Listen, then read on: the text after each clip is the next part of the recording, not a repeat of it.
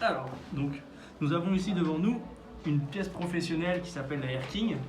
Donc le modèle Air King en acier dans un diamètre de 40 mm et une pièce qui s'inspire de l'aviation des années 30.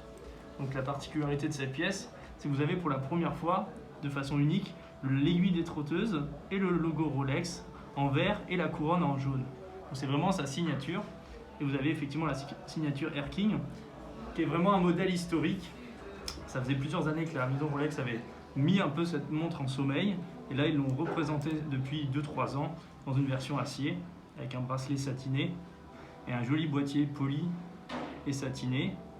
Voilà, en diamètre 40, avec un fermoir Austerclaps. Voilà, une petite professionnelle qui a énormément de charme.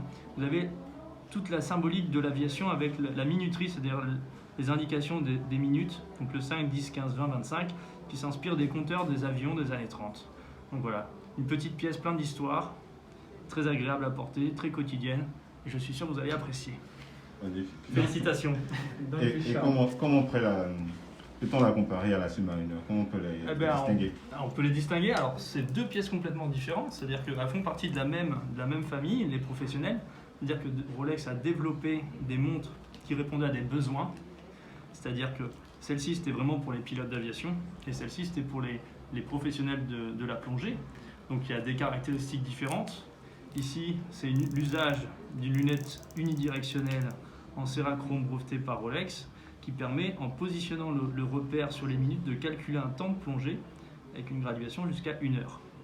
Donc là, vous avez un système avec une couronne étanche triple lock qui permet d'avoir une triple étanchéité. Là, vous avez une version un peu plus prestigieuse, parce que vous avez une association Rolesor jaune, donc l'association de l'acier Rolex Austerseal et de l'or jaune, avec voilà, quelque chose d'un peu plus robuste pour les épreuves de plongée. Mais ce sont deux très belles pièces historiques incontournables de chez Rolex. La collection continue, comme on dit.